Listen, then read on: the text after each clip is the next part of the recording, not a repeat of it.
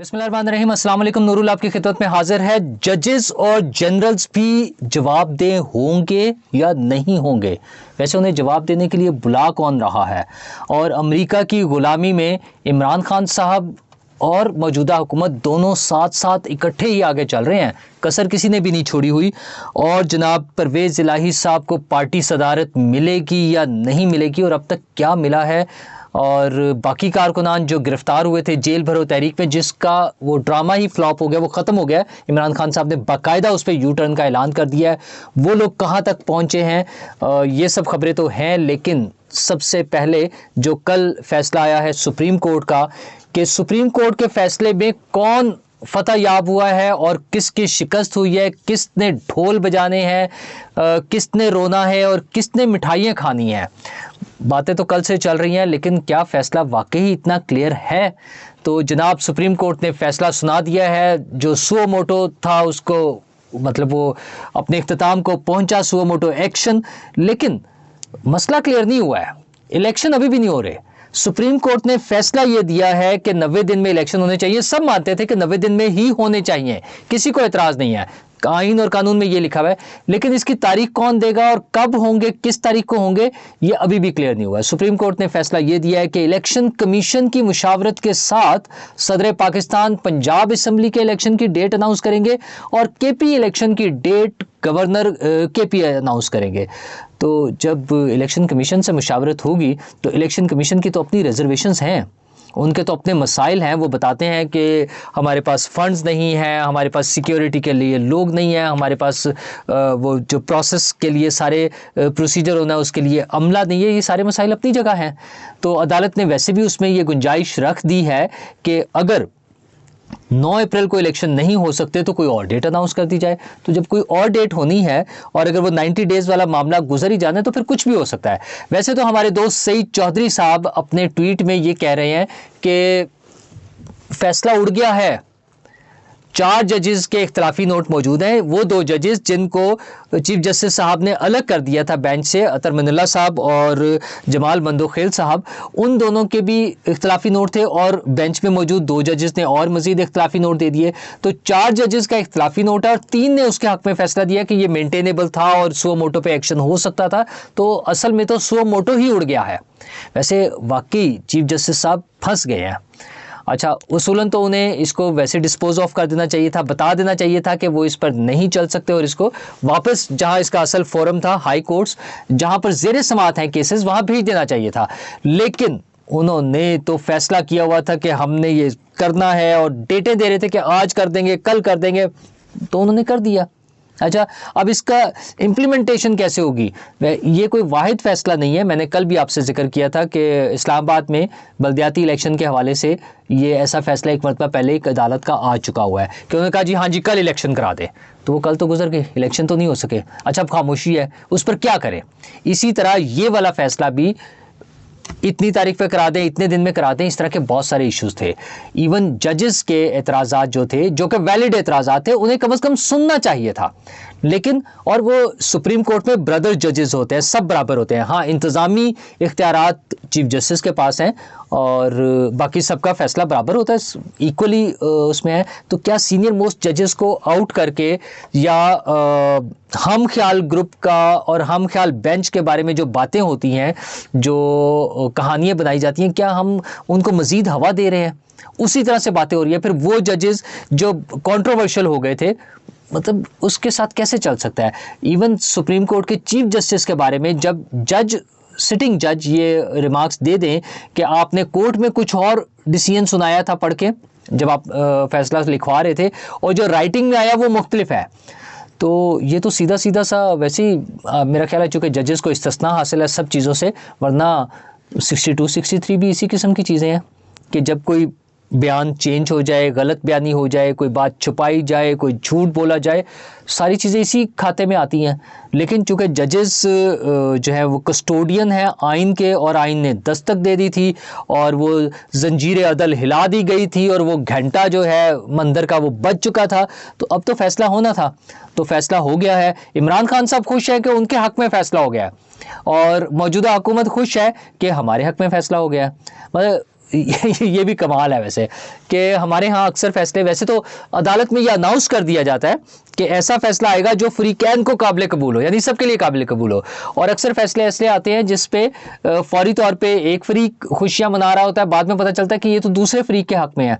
तो यही कल वाले फैसले के साथ हुआ है। हुकूमत का ख्याल ये है कि ये सब मामला सेटल हो गए हैं, वापस हाई कोर्ट्स में जाएंगे, वहाँ फैसले होंगे। और उतनी देर में इलेक्शन कमीशन जो है उन्होंने अपना इजलास भी बुलाया हुआ है आज, उसमें वो क्या फैसला करेंगे, मुमकिन तौर पर वो कोई एक तारीख का ऐलान कर सकते हैं कुछ तहफ़्फ़ुज़ात के साथ, कंडीशंस के साथ ना, कंडीशनली कि अगर ये फैसिलिटीज़ हमें मिल जाती हैं, अगर इन इदारों की तरफ से क्लियरेंस आ जाती है तो फिर हम इस तारीख को इलेक्शन करा सकते हैं। मुमकिन तौर पर कुछ इस किस्म का डिसीजन इलेक्शन कमीशन की तरफ से आज आ जाएगा।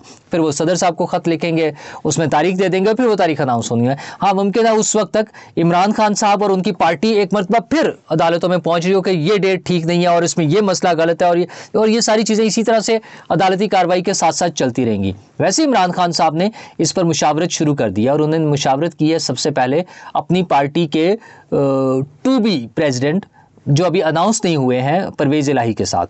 अब बताया ये जा रहा है कि परवेज़ इलाही साहब ये गिला फरमा रहे थे इमरान खान साहब के साथ कि जनाब मुझे अभी तक मेरा नोटिफिकेशन ही नहीं हुआ है, 11-12 दिन गुजर गए हैं उनको इस अनाउंसमेंट को कि उनको अहम ओहदा दिया जा रहा है। और खान साहब ने भी सिर्फ इतना ही फरमाया कि उन्हें जो ऑनर किया जा रहा है, तो खान साहब बाद में कह सकते हैं ऑनर तो मैंने ये भी काफ़ी कर दिया आपको कि अपने साथ बिठा के तस्वीर बना ली, आपसे हाथ मिला लिया, ये भी ऑनर उनकी तरफ से, तो ये भी ऑनर करना ही है।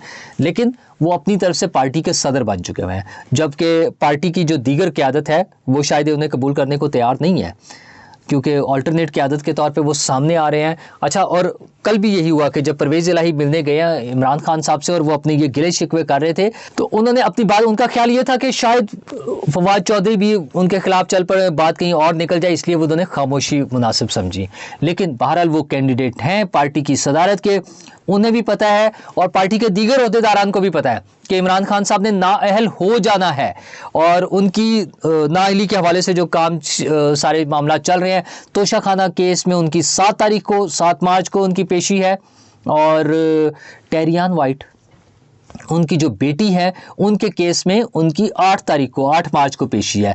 तो ये बड़े पक्के से केस हैं, जिसमें स्पेशली टेरियान वाइट का केस जो है वो तो सीधा सा केस है कि उन्होंने अपनी औलाद छुपाई है। तो उस असासे या औलाद छुपाने में जब आपने अपने वो जो गोशवारे हैं उसमें शो नहीं किया है तो आपने झूठ बोला है, आपने खुफिया रखा है। तो उस खुफिया रखा जाने की वजह से उन्हें बिल्कुल मुमकिन तौर पे वो नाअहल हो सकते हैं, और जब वो नाअहल हो जाएंगे तो पार्टी क़यादत के लिए फिर एक जंग शुरू होगी। मतलब जो भी बड़े बड़े लीडर्स हैं उनके, शाह महमूद कुरैशी साहब हैं, असद उमर साहब हैं, परवेज़ खटक साहब हैं, हर कोई चाहता है कि वो पार्टी का हेड हो। और अगर दाव लग जाए किसी सूरत में, हमारे यहाँ तो आपको पता है अगर 10 सीटों वाला वज़ीर आला बन सकता है तो 20-25 सीटें लेकर कोई वज़ीर आज़म भी बन सकता है। तो इतनी सीटें तो शायद उन्हें उम्मीद है कि वो ले ही लेंगे, इससे थोड़ी सी ज़्यादा ही ले लेंगे बल्कि। तो हर कोई चाहता है कि वो पार्टी का सदर हो, परवेज़ इलाही साहब भी यही चाहते हैं। तो ये सारी चीज़ें तो होती रहेंगी। लेकिन इमरान खान साहब ने कल अमरीकी सेनेटर से भी मुलाकात की है। अच्छा, ये वही अमरीका है जिसके बारे में कहते थे हम कोई गुलाम हैं, वो जो उन्होंने साइफर लिख दिया, हमें समझते क्या है, वो पाकिस्तान की इंटेग्रिटी के ख़िलाफ़ है, पाकिस्तान की इज़्ज़त और वक़ार के ख़िलाफ़ है। वो कहाँ गए वो सारी इज़्ज़त और वक़ार, वो इंटेग्रिटी, वो आज़ादी और वो हम कोई ग़ुलाम है कि नारे, वो किधर गए? अब अमेरिका में ही फर्म्स हायर करके हज़ारों डॉलर उन्हें पे करते हैं कि हमारी थोड़ी सी PR करवा दें।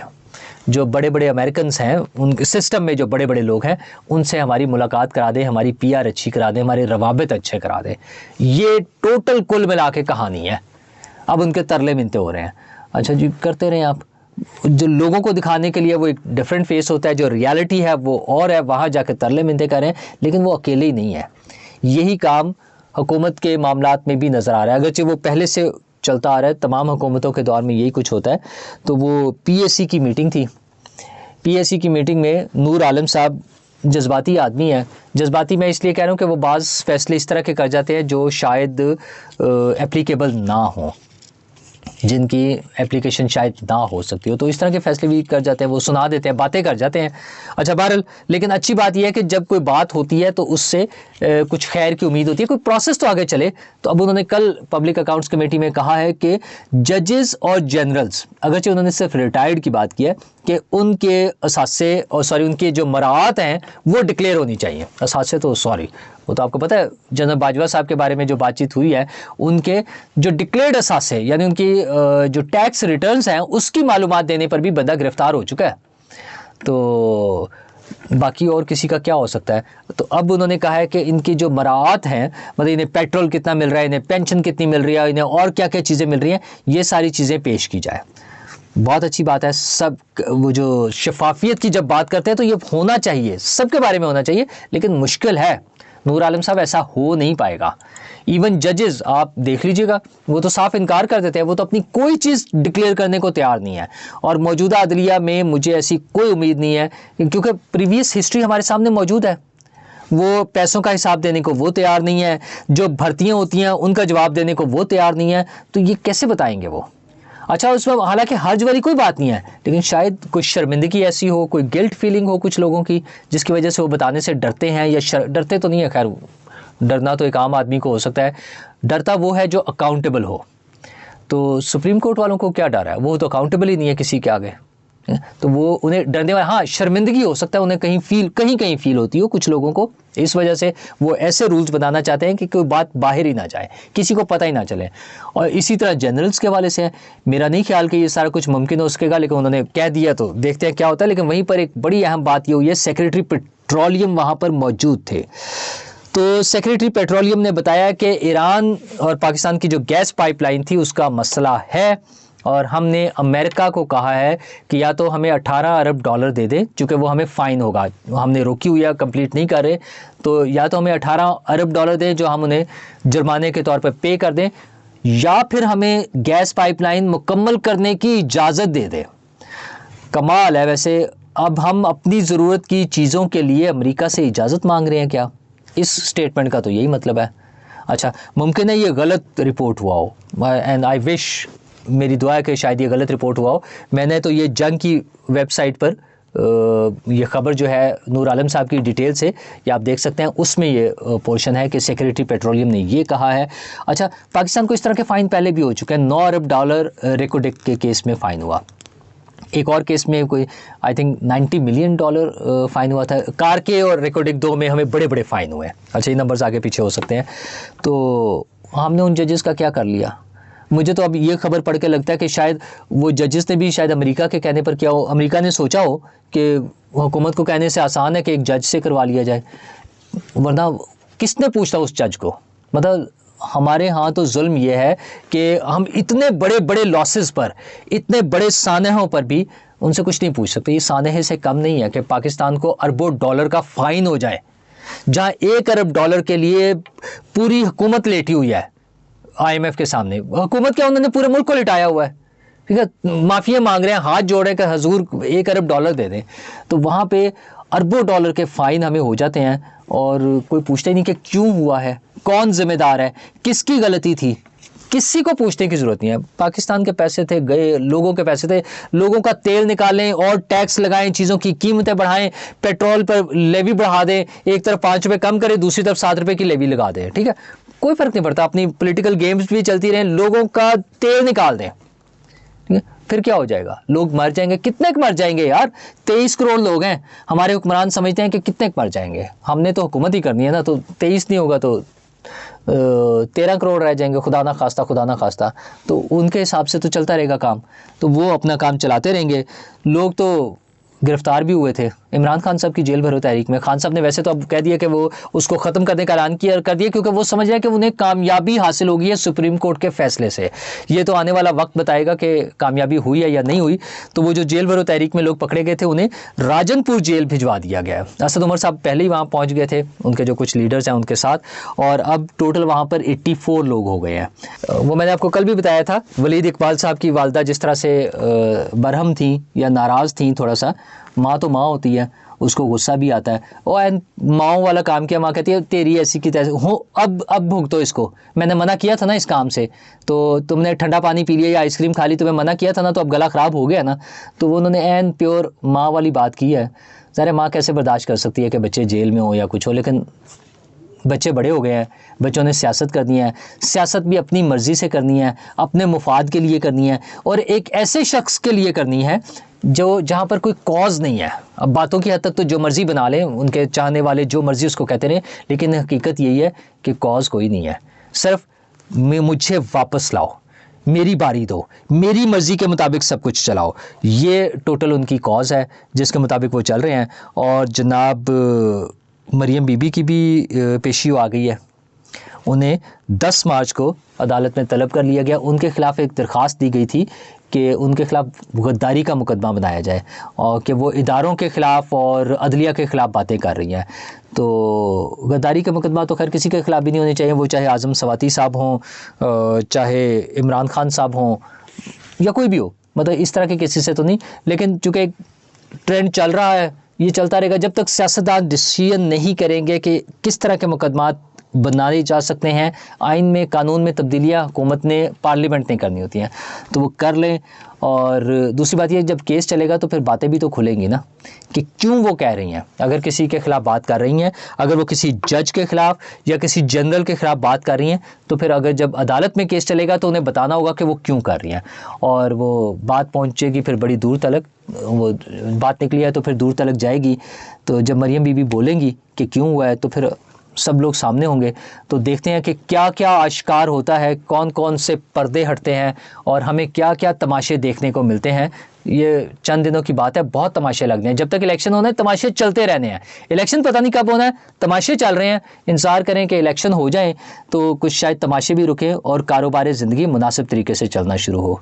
शुक्रिया।